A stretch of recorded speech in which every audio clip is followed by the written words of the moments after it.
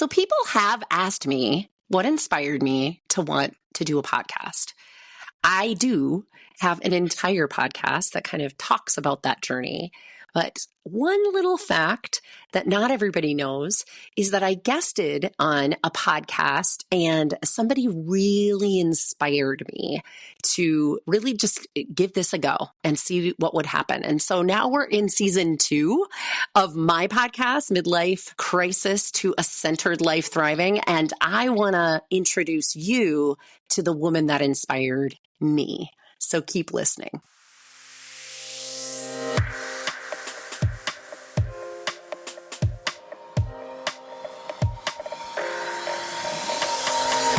Welcome.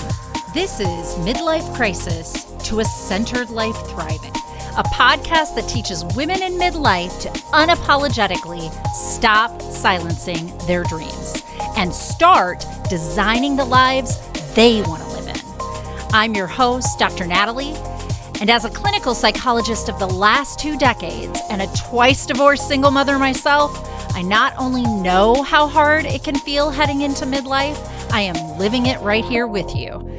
I have taken all the many failed attempts and lessons learned in my own life and combine it with my extensive clinical experience to give you the tools you need to make midlife the best time in your life. No joke. So let's get started.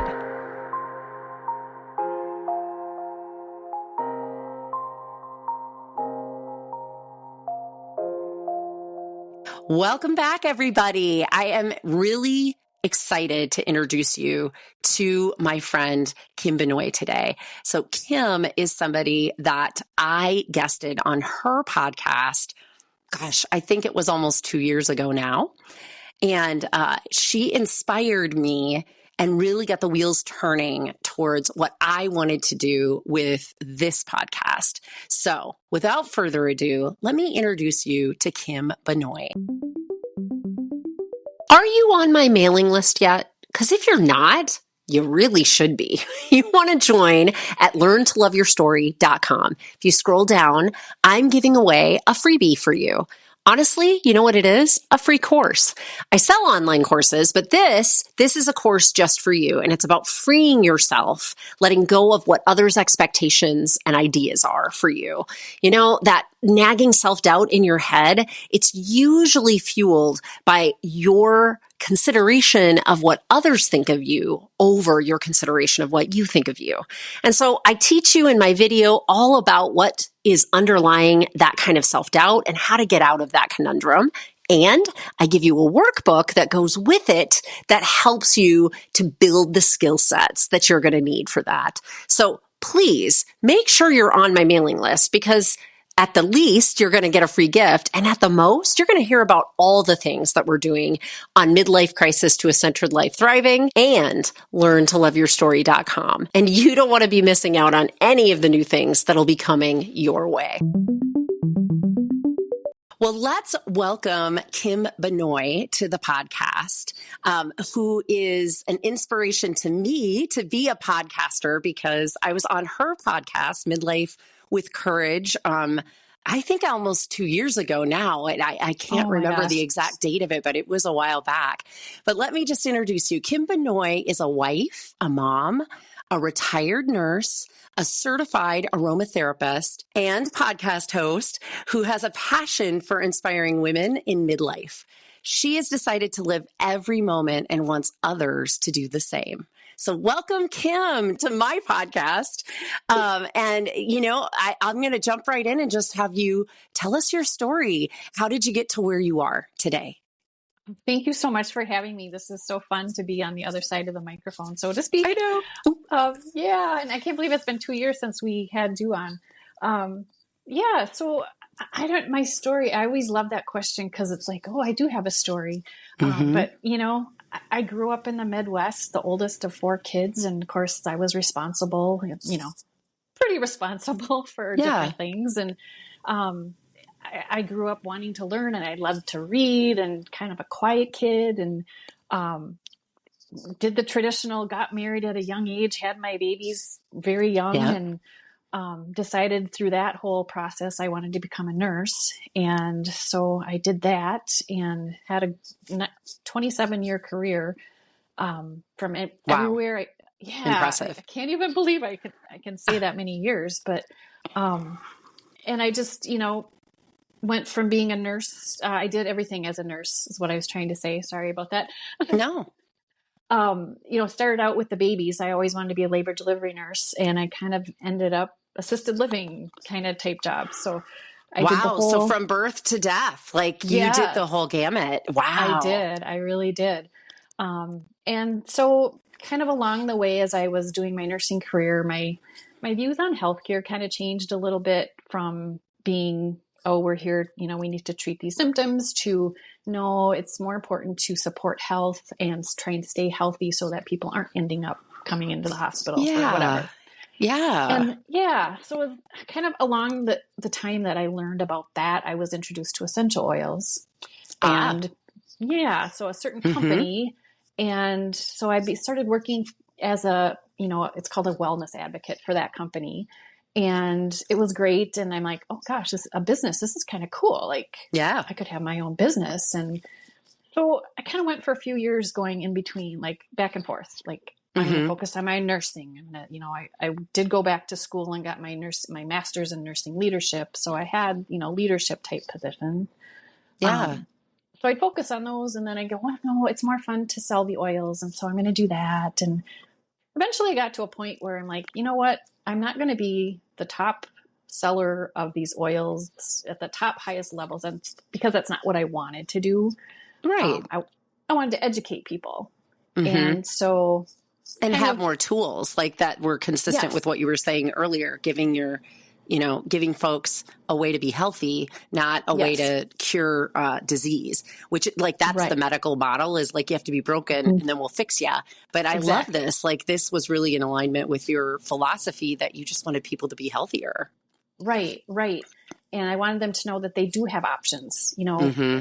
as much as important as medications are, there's other things that you can try first or along with or maybe instead of, and people didn't know that. And so I thought essential oils is just one part of a huge big picture that of options that you can try.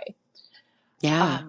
So that the essential oils route kind of took me to last year. I decided I wanted to be an aromatherapist. I wanted to learn more so that I could educate more. Mm-hmm. Because if you're teaching, you're learning as well. Yeah. Yeah. So You're that's much like me. I think that also comes from the medical field though, too, right? uh, Like as soon as we get interested in something, then you just like want to study it. You want to have like that mhm. certification so that you're educating people well. Right, right. Mm-hmm. Yeah, that was really important to me. And so I kind of had that going on. But if in 2021, I was at like a little business networking thing, and the speaker there said, whatever you like to do, whatever you're passionate about, what is your passion about? What gets you out of bed in the morning? And Hmm. whatever that is, put it into your business. And then you'll Got enjoy it. it and your business will thrive. And I really took that to heart. And I thought, Yeah. well, what do I like to do and what I love to do? And I realized after probably a week I took to kind of think about it, like I love to get up in front of people and talk. Yeah. I really do. And I thought about the different things I'd done. And at that time, we were in the midst of a pandemic and nobody could get up in Ah, front of anybody and talk. there were no public spaces where we were shouting and talking to one No, another. No, no, no. no. And my daughter had a podcast at the time. And I thought, well, I could do a podcast.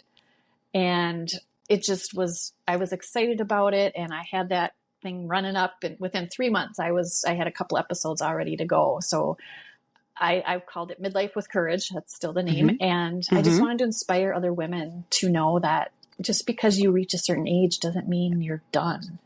There's so No. much more that we can do. And it's just such a great feeling. And I want other women to know that. So, Yeah. yeah. So that, And I love that. I mean, my second question is always to ask what inspired you to start helping women in midlife. yeah. Your story is exactly that, like that. And, Mm-hmm. I keep hearing in your story too that you, like myself, are looking for generative experiences for women in midlife. Like, this isn't like a sunsetting.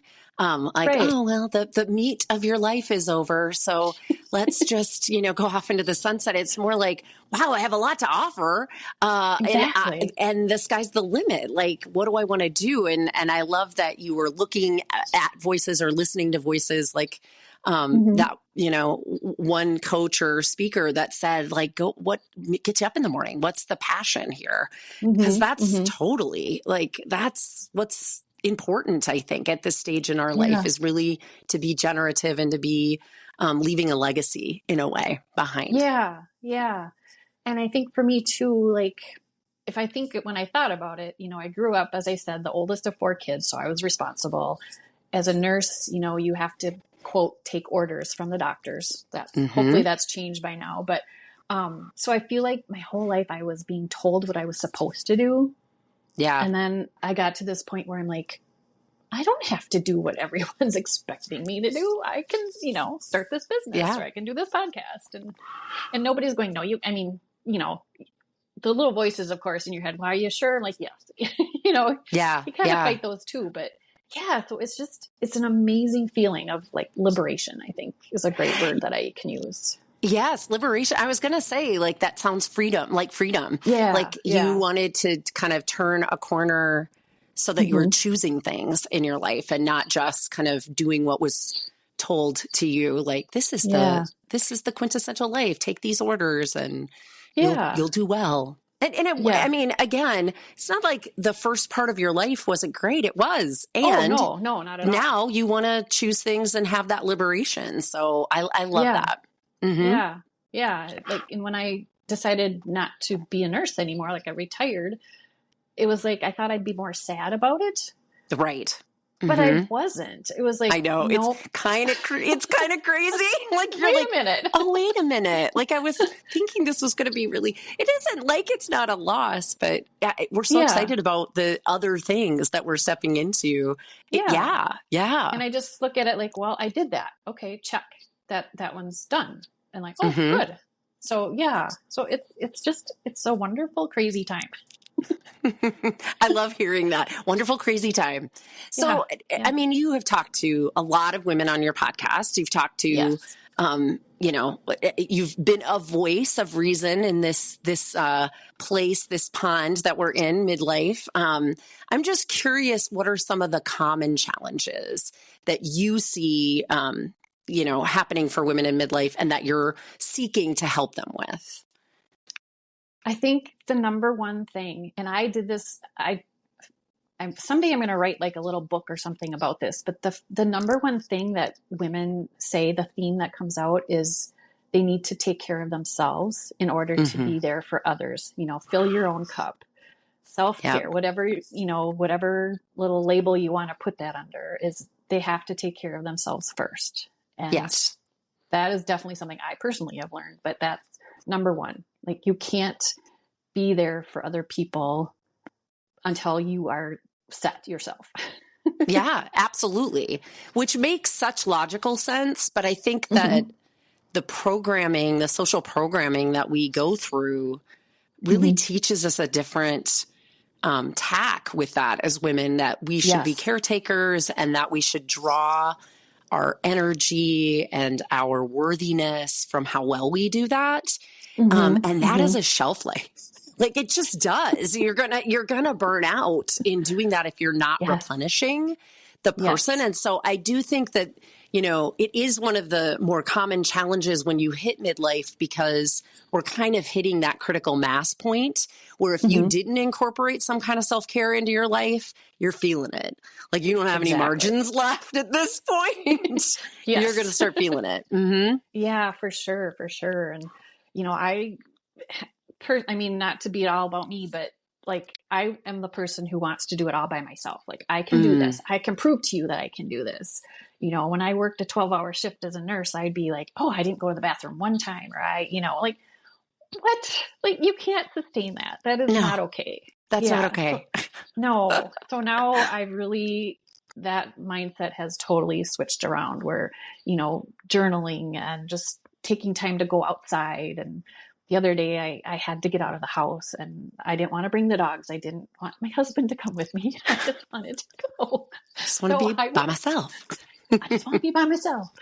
So I just went to we have a state park near us. I went out for a nice walk and just sat there, and it was awesome. So I needed that for me so that I could move on and do what else needed to be done. So yeah. I'm curious, and I'm sure my listeners are too, because I think we're all so very different about how we arrive at having better awareness of what our needs are.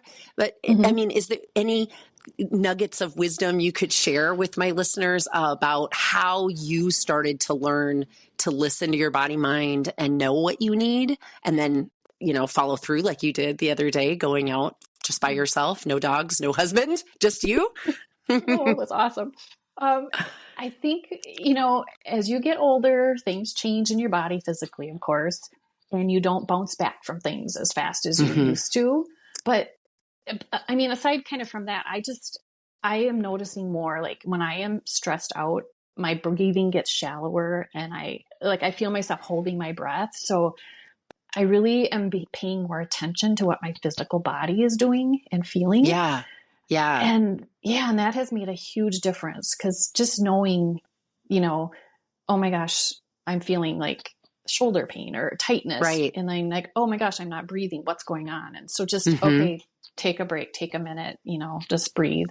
So just noticing those things in yourself, like turn your attention to yourself in whatever it happens to be. So yeah.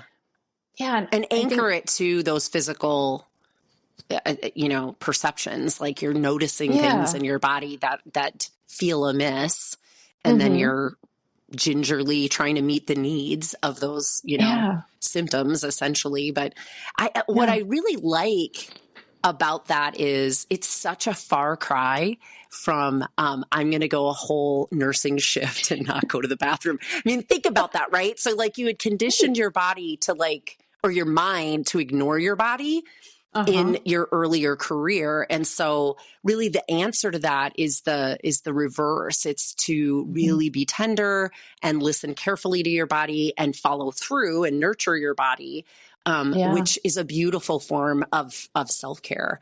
I like to tell people that, clients in my psychology practice and in my coaching practice alike, the body is the only part of us that cannot escape what our experience is, right? So we get kind of good at we can kind of daydream, we can kind of get through our workday, kind of escape in our minds, and just kind of ignore something. We can go to the family holidays and just kind of shut out the weirdos in our family that we don't want to listen to. We get good at that, but we cannot have our body not be experiencing whatever we're going through. And so that is such a really great anchor to come back to, is just nurturing your own body. Because again, it couldn't escape the first time through, but it also is always ever present and something that you can anchor and ground to. Yeah, that's such a good point. I think I never thought of it that way either. So that's awesome. Yeah. I mean, those are not things that I don't think, unless you're a mental health professional, you're just thinking. From day to day. So these are the nuggets of wisdom I love to share, because I'm like, everybody should know that. Everybody should think about that, and then, be able to use that in the way that they want to use it in their life. So I'm also curious what your thoughts are on, helping women in midlife really step into their own self-confidence and their sense of self-worth in this season of our life, because I do think so much of that societal norm stuff tears us down. You have to look a certain way. You have to, be the ultimate mom and throw the ultimate parties if you were a parent, and you have to be the ultimate worker that always self-sacrifices at work. And there's all of these themes that we lived with in our earlier adulthood that I think in midlife, we really need to kind of smooth out some of those rough edges for ourselves, because otherwise we're still hustling, I think, a bit for our self-worth. So I'm just curious if you have any recommendations for my listeners as far as that goes. The first thing I would say, is stay off of social media if you don't have to be on it. I mean, there's so many negative messages. I mean, everybody's sharing, and I guess negative may not be the right word, but people are sharing what their best day or their best photo. They're not showing you the day before or earlier that day when your kids were going crazy, or No, just you were having the worst day. And so don't believe, if you're going to be on social media, don't believe everything you see or you read. exactly. Yeah. That's the first thing. The second thing is, I think it's really important to kind of look back, and it's almost like taking stock of the things you've done. Like, I like that. and I've actually, one of my guests actually, she was talking to me about starting up a career that she had forgotten about, when she was in college. But in the meantime, she had like raised a family. Her and her then ex-husband had created this new company that went gangbusters and successful. And she was kind of minimizing that as we were talking. Oh my And gosh. I stopped and I said, no, wait a minute. You just told me all these wonderful things that you did. Yeah. And you made them so small, but look what you did. And so but even if you weren't someone who built a major successful company, you raised children and they're still here. Yeah. And you're still here. You maybe, I'm all about the traditions, but maybe you raised a family, or you had a household, you were in charge of the bills and the house, and while your husband did the work, or you both worked, and go back and look at all the things you've accomplished that maybe you didn't realize were big, but they really are, They are huge. Yes. Yeah. Yes. Yeah. And maybe somebody's just getting out like of that bed a was lot. huge. I like that a Yeah. lot because it's so grounded then in who they really are and their authentic selves too. Mm-hmm. You're not Mm-hmm. asking them to start to like build a sense of self-worth on something new that they're doing Right. in midlife, but like take stock and Yeah.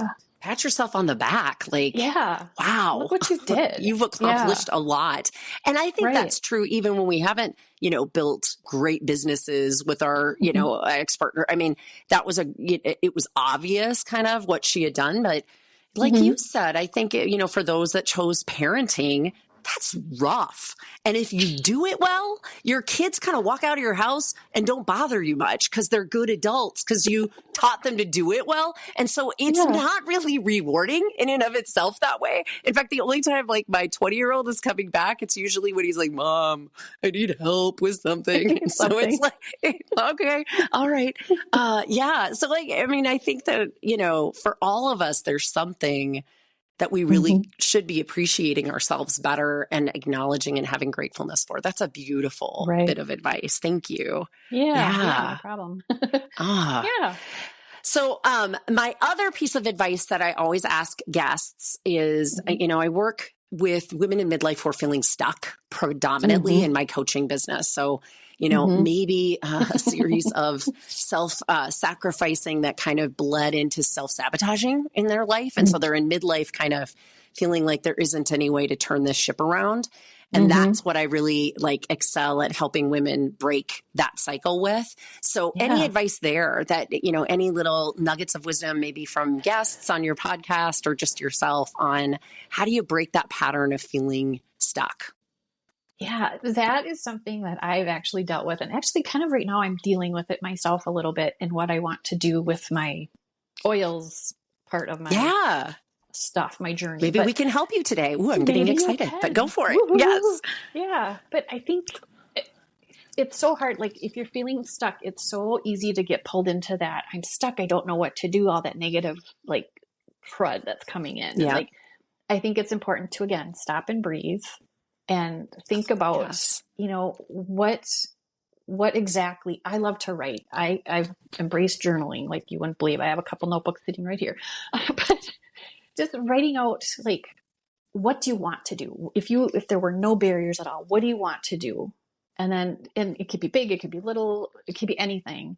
Yeah. And then kind of write down, like, what are those barriers? What's holding you back? And then what can you do to get, break down those barriers? Is it money? Exactly. Is it time? What is it? So I know there's always ways to kind of figure out how to break down what's stopping you. And a lot of times it's your own head that's stopping you. Yeah. I think one of the things that comes to mind when you say that, like I think these patterns in our minds can really get us stuck because I mean, let's date ourselves for a second, but it's like old tapes, right? Like you go through something, you're feeling frustrated, and automatically the tape for frustration goes.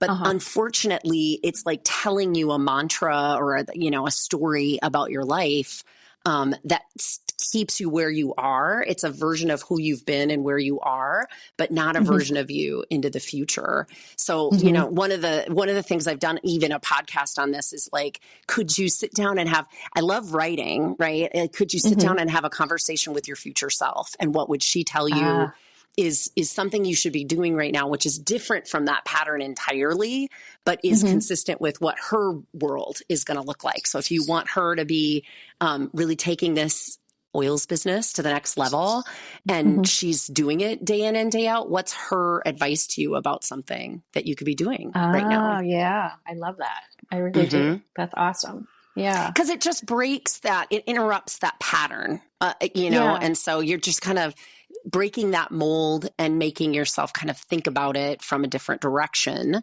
And then you try something for a while and maybe it works and maybe it doesn't, but it still is all in pursuit of breaking the old pattern. But old patterns they're like habits, and our brain it wants to run efficiently. And if it was really thinking about each and every step of everything we do every day, we'd be exhausted 10 minutes after we woke up, right? So it has to use these patterns in order to just, keep our humaning going. And so you have to break those patterns. You have to interrupt and use conscious awareness differently, which is a little effortful in the beginning, but it can be fun. Sure. It can be fun. And I like the idea of journaling because then you're not just thinking about it, you're articulating it into words and you're writing it down, and all of those are using different parts of your brain. So you're really giving yourself a way of practicing something new. Yeah, for sure. I just recently read The One Thing. Have you read? It's probably like a very famous book, but it talks like that. You pick your one thing, and then it's like kind of what you just said. You kind of know your goal, and it's almost like working backwards. Yeah. But saying like this is what it's going to be, and yeah. So I love that thought too, and I've also learned, instead of saying I want to blah blah blah blah blah, I have. Most, or I am doing, whatever. or I am doing this. Yeah. And that's hard. That was a hard, I still am trying to master that, exactly coming from that, like, Yeah, and I've also, strongly suggested replacing but with and, which is super difficult. But there you go. I just said it. The reason you want to do that is but negates the first part of your sentence. And I think that we don't ever, as women in midlife, want to negate the first part of our life. No. Like, I did that and I am doing this. I am pursuing this, which is different in my life. Both are true, right? That I think is really important. Instead of feeling like we're diminishing the first part of our life. I don't know. It was great. I mean, most of us really we don't have like heavy complaints about it. We're just feeling stuck because we know that where we've been isn't sustainable into where we want to go. Right. Yeah. Yeah. Well, thank you so much for being on the podcast and answering those questions for us, because you've really given us some things to think about today, Kim. I really appreciate it. Wonderful. What, if anything, would you like me to share with my listenership about what you're doing? Because I'd love to point them in the direction of your podcast, Midlife with Courage, but anything else that you're doing these days as well. So tell us. Yeah. So I would love for them to listen to the podcast. Of course, it's called Midlife with Courage, and it's on all the platforms. I've had some really awesome guests, of you included. Thank you. And I've got some really interesting ones coming up that will be very inspirational, I hope, for other people. And so that's doing really well. I'm excited about it. I've kind of been rejuvenated. I took a little break from it for a while, just to kind of step away, and I'm coming back, and it's been wonderful. So glad to hear that others had that experience. I took about a month and a half off at the end of the year to kind of marcate between my seasons. I didn't realize how much I needed that. I love doing this. Like I really do. Yes. And it's a lot of work. I mean, it really, if you're doing it all It on your is. own, it's so doable, but there's just a lot of Yeah. admin tasks with, all the things that go into Yeah. it. So I appreciate Yeah. your sharing that Yes, for me. sure. Yay. Yes. Yeah. And then as far as the oils, this is where I'm kind of, the aromatherapy is an awesome, wonderful field. And there's so much more that I need to learn, but I've been doing, selling products that I make, kind of what I call pre-made products at different vendor events and things. And I have that I'm in a store, and I want to get away from that because that's not what I am meant to do. I want to educate. So I'm working on I have a course almost ready to go. I just have to do the technical part of it. Exciting. Yeah. But that's like, I'm a little stuck because I'm like, the technical part is getting to me. So today is as we're recording this, after we're done, I'm going to be working on that and getting done. Gotcha. So that will be coming. And and then I'm also doing a little oil subscription where people can get a video every month that tells them how to use one specific oil.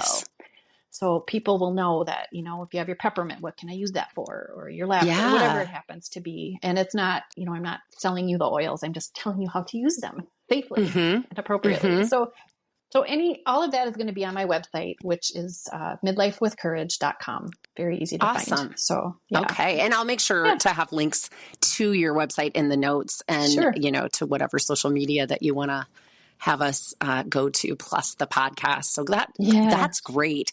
I just recently had a health expert on, Mary Bush Cole, at the beginning of the year. And I'm amazed at how toxic, some of the environmental stuff is to our hormone system, which we had more bandwidth to kind of wiggle around in when we were younger. But in midlife, as our progesterone and estrogen stores go down and our adrenal glands are taking over estrogen production and our ovaries are shutting that down over like a 10-year period, like oils can be really great adaptogens. That was really what she had talked about, is like they're ways of kind of augmenting your health, but not interfering with your hormone system, which is so important when it's diminishing at this time in your life. So something to think about. It's like if you get that up and going, like that people might want to learn a little bit more about what these oils can do for their health, that other things are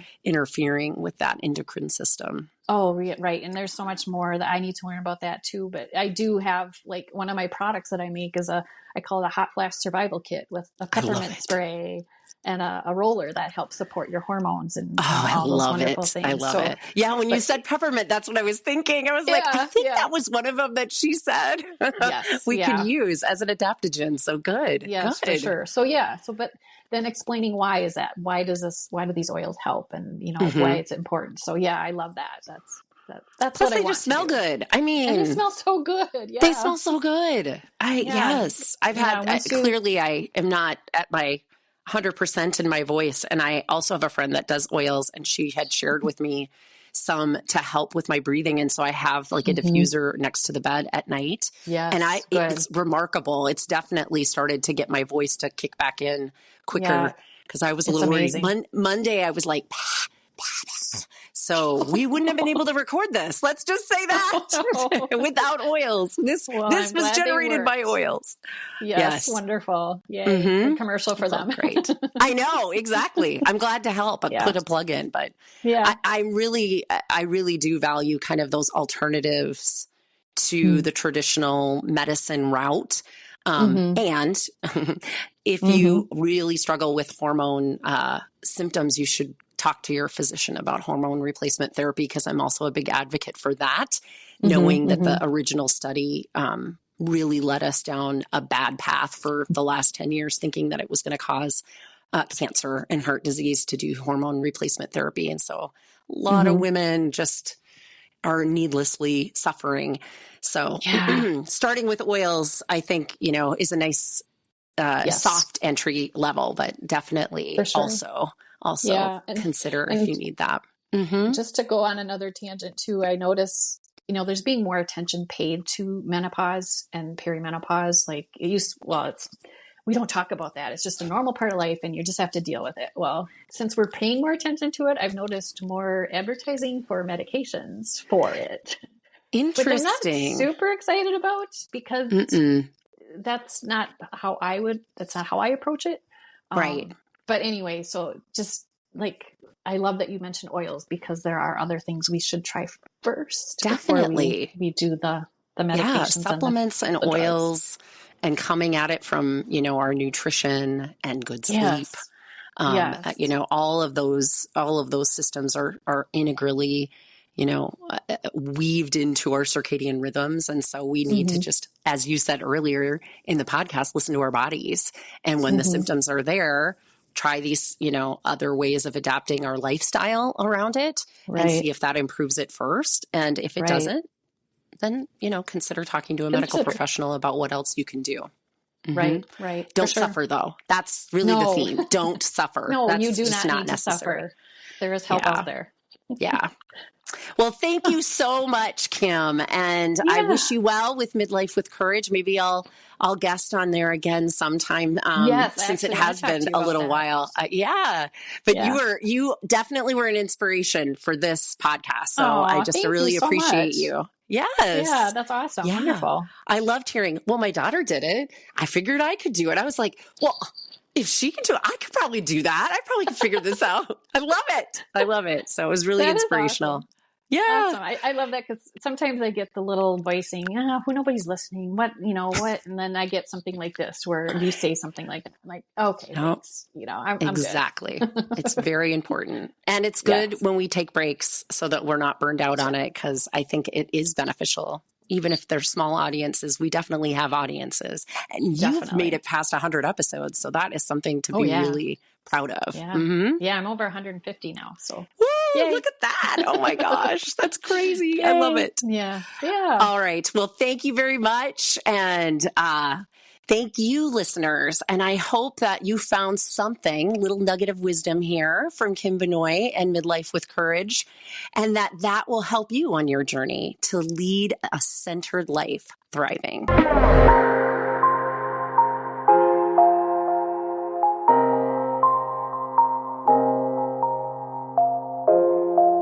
Because I am a licensed clinical psychologist in the state of Minnesota, I have to make sure at the end of each of these episodes that I give you the disclaimer that none of the material that I talk about in these podcasts is meant to replace any kind of therapy or formal medical or mental health treatment. And in fact, anything that I offer on my website, my coaching programs, any kind of psychoeducational materials that I release are not a replacement for that level of care.